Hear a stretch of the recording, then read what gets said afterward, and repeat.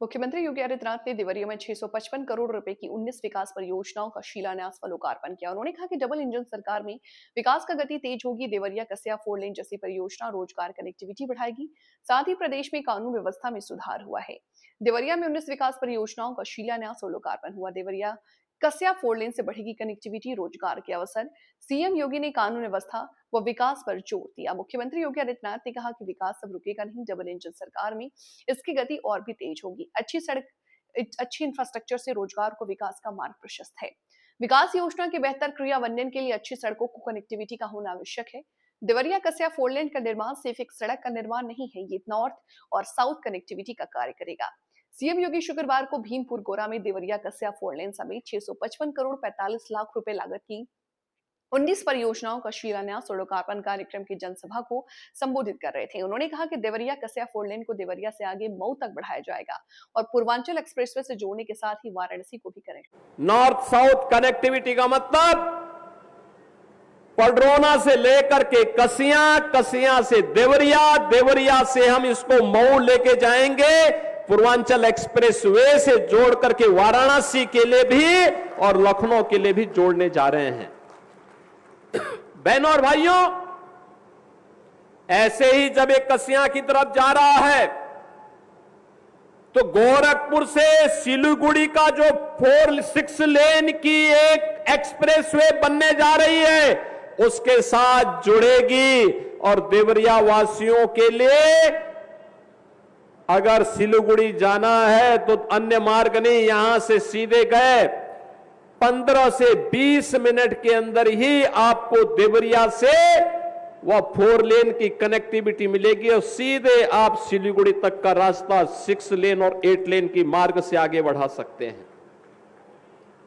अच्छी सड़कें हमारी गति को बढ़ाती है और यही गति प्रगति का आधार बनता है। यही गति प्रगति का आधार बनता है। आज से 9 वर्ष पहले कोई सोचता नहीं था देवरिया में मेडिकल कॉलेज बनेगा। और मुझे इस बात पर प्रसन्नता की, अंतःकरण से प्रसन्नता की अनुभूति होती है कि पूज्य महर्षि देवराह बाबा के नाम पर आज देवरिया में देवरिया का अपना गवर्नमेंट मेडिकल कॉलेज का निर्माण हो गया है और मेडिकल कॉलेज यहां पर अच्छी ओपीडी के साथ संचालित हो रहा है। अभी उसमें बहुत सारे कार्य नए बनने जा रहे हैं। हमने नए डिस्ट्रिक्ट हॉस्पिटल के निर्माण के लिए भी बोला है। जल्दी से जमीन चिन्हित करो, कार्य करो। जनता से जुड़े हुई कोई समस्या नहीं रहनी चाहिए, उसका समाधान होना चाहिए। हम समस्या नहीं देते, हम समाधान देते हैं और समाधान देने के लिए इस सरकार को जनता जनार्दन चुनती है और उसी समस्या का समाधान करने के लिए आज मुझे आपके देवरिया में आकर के प्रसन्नता की अनुभूति हुई है कि यहां की कनेक्टिविटी को हम और फास्ट करने में समय सफलता प्राप्त होगी। आईटीआई बन रहा है। आईटीआई केवल आईटीआई नहीं है, स्किल डेवलपमेंट का केंद्र होगा। नौजवानों की स्किलिंग होगी, उद्योग धंधों में उन्हें रोजगार मिलेगा, देश में विदेश में उनके लिए कार्य की कमी नहीं होगी। यह आज की आवश्यकता है। और जब हमारे पास अच्छे ट्रेंड मैन पावर होगा तो उसके लिए कार्य की कमी नहीं होगी। यह हमारी अर्थव्यवस्था को भी बढ़ाने में मदद करेगी। कोई सोचता था पहले कि कुशीनगर में कृषि विश्वविद्यालय बन जाएगा। आज वह बन करके तैयार हो रहा है कृषि विश्वविद्यालय। नए सत्र में मैं साई जी से कहूंगा कृषि विश्वविद्यालय को चलाने की तैयारी करवाइए। इसको नए सत्र में इसको चला देना चाहिए। बहनों और भाइयों, एक कृषि विश्वविद्यालय केवल एक भवन नहीं है। हमारे अन्नदाता किसानों को तकनीक के साथ जोड़ करके लागत को कम करना, उत्पादन को बढ़ाना, उसकी आमदनी को बढ़ाना, प्रधानमंत्री मोदी जी के विजन के अनुरूप अपने अन्नदाता किसानों के चेहरे पर खुशहाली लाने का एक अभिनव प्रयास है। और उसी प्रयास का हिस्सा बनने के लिए आज देवरिया में मुझे एक बार फिर से आने का अवसर प्राप्त हुआ है। मैं आप सबको इस बारे में कह सकता हूं, मेरे पास जो प्रस्ताव आते हैं विकास के, क्योंकि मैं बार बार कहता हूं कि देवरिया के लोगों ने तो हम पर उपकार किया। 2022 के चुनाव में यहां की सभी 7 सीटें कमल के चुनाव चिन्ह को समर्पित करके देवरिया वासियों ने भारतीय जनता पार्टी पर एक उपकार किया है। इसलिए विकास का जो भी प्रोजेक्ट देवरिया का आएगा वो रुकना नहीं चाहिए, रुकना नहीं चाहिए, किसी भी स्थिति में रुकना नहीं चाहिए।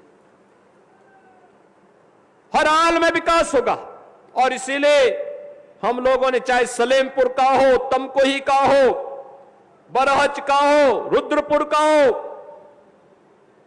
जहां के भी विकास की परियोजनाएं रही हो, ये पथरदेवा, देवरिया, रामपुर कारखाना, इन विधानसभाओं के साथ साथ सभी विधानसभाओं की इन योजनाओं को आगे बढ़ाने का कार्य। बरहज का मार्ग बहुत खराब था, हमने तत्काल पीडब्ल्यूडी के अधिकारियों से कहा भी आप जाइए वहां, तत्काल वहां पर उस मार्ग के निर्माण के कार्यक्रम को आगे बढ़ाइए।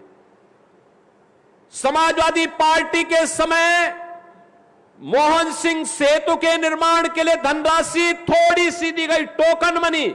आप मुझे बताओ, जिस पुल के बनाने में 100 करोड़ से ज्यादा पैसा खर्च होना है, उसके लिए 1 लाख रुपया देते थे, अधूरा कार्य। हमने कहा पीडब्ल्यूडी ब्रिज कारपोरेशन को हर हाल में उस सेतु का निर्माण समय से पूरा करने की तैयारी करो। पैसा जो लगता है वर्तमान सरकार पैसा देगी। जनता की सुविधा के लिए कार्य होने चाहिए, अनावश्यक रूप से जनता को समस्या नहीं आनी चाहिए। विकास की परियोजनाएं अनवरत रूप से आगे बढ़ेंगी। क्या हाल थे 2017 के पहले उत्तर प्रदेश में? 1 डिस्ट्रिक्ट 1 माफिया, हर जिले में एक माफिया, पर्व के पहले उपद्रव, गरीबों की जमीनों पर कब्जा, किसी भी गरीब को शासन की योजना का लाभ नहीं मिलता था, चेहरा देख करके योजनाएं बांटी जाती थी।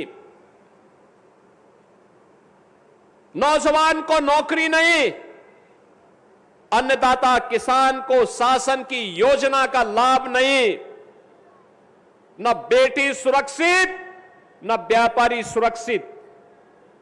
शाम को 6 बजने के पहले पहले बेटी को घर के अंदर छुपना पड़ता था और व्यापारी को अपना व्यापारिक प्रतिष्ठान बंद करना होता था। उस अराजकतापूर्ण माहौल से उत्तर प्रदेश को निकालना आज 1 डिस्ट्रिक्ट 1 माफिया नहीं, 1 डिस्ट्रिक्ट 1 मेडिकल कॉलेज है और 1 डिस्ट्रिक्ट 1 प्रोडक्ट आज उत्तर प्रदेश के अंदर देखने को आपको मिलेगा। यह है नई यूपी की पहचान। आज कोई बेटी की सुरक्षा में सेंध नहीं लगा सकता, कोई व्यापारी से जबरन गुंडा टैक्स नहीं ले सकता। आज कोई नहीं कह सकता है कि 6 बजे के पहले ही घर के अंदर बेटी दुबक जाए और व्यापारी प्रतिष्ठान बंद कर ले।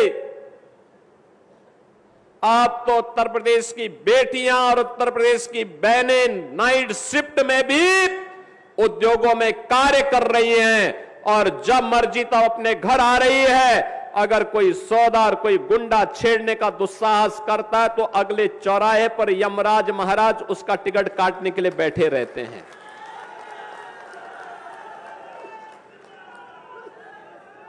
अब हमारा अन्नदाता किसान पलायन नहीं कर रहा है। गन्ना किसानों को प्रति कुंटल गन्ना का दाम 400 रुपया हम लोगों ने किया है, उसकी उपज का दाम उसे मिल रहा है। कृषि विभाग की योजना और शासन की योजना का लाभ भी मिल रहा है और प्रधानमंत्री जी ने किसान सम्मान निधि का लाभ भी दिया है। आज हर गरीब को शासन की योजना का लाभ, प्रधानमंत्री आवास योजना, मुख्यमंत्री आवास योजना, बिना भेदभाव के, बिना चेहरा देके हर गरीब को राशन की सुविधा का लाभ, उज्ज्वला योजना का लाभ। और अभी जब हर गरीब को मिल गया तो हम लोगों ने कहा शिक्षक को क्यों छोड़ दें, शिक्षक को भी हम कैशलेस स्वास्थ्य की सुविधा दे दिए, शिक्षा मित्रों को दे दिए, अनुदेशकों को दे दिए, रसोइयों को भी दे दिए हैं। सभी लोगों को हम लोगों ने इस सुविधा का लाभ दे दिया है और लगातार इसमें बढ़ोतरी हो रही है। आज से 10 वर्ष पहले कोई सोचता भी नहीं था कि 4 लेन की सड़कें हो पाएंगी। और आज मुझे बताते हुए प्रसन्नता है, क्योंकि देवरिया तो पहले जब मैं गोरखपुर से सांसद था, लगभग हर महीने मुझे देवरिया आने का अवसर प्राप्त होता था, लगभग हर महीने, क्योंकि यहां पर तत्कालीन सरकार के उत्पीड़न, तत्कालीन सरकार की अराजकता, समाजवादी पार्टी सरकार के द्वारा तुष्टीकरण की नीति पर चल करके जो उस समय व्यवस्था पैदा की गई थी, उसके खिलाफ आंदोलन करने के लिए कभी भारतीय जनता पार्टी, कभी हिंदू बानी, कभी व्यापारिक संगठनों के नेतृत्व में उन कार्यक्रमों का हिस्सा बनने के लिए आना पड़ता था। और तब मैं देखता था कि गोरखपुर से देवरिया की सड़क 2 लेन बमुश्किल थी और उसमें भी कहीं कहां पर वो सिंगल लेन ही थी। हमें चौरी चौरा में वहां पर जाम में फंसना होता था क्योंकि वहां रेलवे क्रॉसिंग था। आज मुझे बताते हुए प्रसन्नता है, गोरखपुर से देवरिया की दूरी अब 4 लेन के कारण और कम हो गई है और आप आसानी से इस दूरी को तय कर सकते हैं। देवरिया से फिर ये मार्ग आगे जाकर के बलिया तक जा रहा है। विकास अब रुकने वाला नहीं है। जब मैं पिछली बार आया था तब यहां पर शाही जी ने, सोलमणि जी ने, यहां के हमारे सभी मान्य विधायकों ने कहा था कि हमारी सड़कों को 4 लेन या 2 लेन की होनी चाहिए। और हम लोग इस बात को जानते हैं कि बगैर इस प्रकार के सड़क इंफ्रास्ट्रक्चर के, अच्छे इंफ्रास्ट्रक्चर के बगैर विकास हो नहीं सकता, और विकास होगा नहीं तो रोजगार नहीं सृजित हो सकता है। हमें अच्छे रोजगार के लिए और रोजगार की इन संभावनाओं को और विकास की गति को फास्ट करने के लिए उसी प्रकार का इंफ्रास्ट्रक्चर चाहिए, अच्छी रोड चाहिए, बेहतर कनेक्टिविटी चाहिए। और इसीलिए हम लोगों ने जो भी प्रस्ताव हमारे इन विधायकों ने मेरे सामने रखा,